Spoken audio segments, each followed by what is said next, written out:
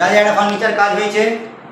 আসসালামু আলাইকুম দর্শকবৃন্দ, দেখুন আপনারা আজকে একটা নিউ ফার্নিচারের কাজ হলো। হাসানদা করলো এই কাজটা। এখানেতে কাচের ডোর আর দেখুন এটা শোপিস করা হয়েছে। এই দুটো সোফা বানানো হয়েছে, দু সাইডে পাশাপাশি বসা যাবে। আর এখানে একটা ড্রেসিং টেবিল করেছে হাসানদা, একদম নতুন স্টাইলের ড্রেসিং টেবিল। এখানে রডটা কী হলো, রডটা তলায় আছে,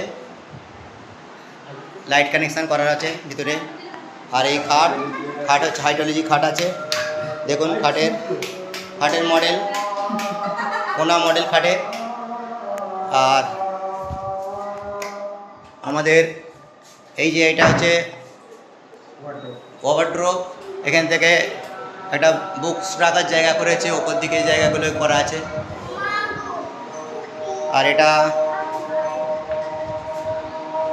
কাজটা দেখুন, আপনারা যারা এই কাজ করতে চান, করাতে চান আপনাদের বাড়িতে, হাসানদার নম্বর আমাদের ফেসবুকে ইউটিউবে দেওয়া আছে, আপনারা কাজের জন্য যোগাযোগ করতে পারেন। নিত্য নতুন কাজ করাতে গেলে হাসানদাকে দরকার। হাসানদার মতো কাজের ফিনিশিং আশা করি অন্য অন্য মিস্ত্রিরা দিতে পারবে না।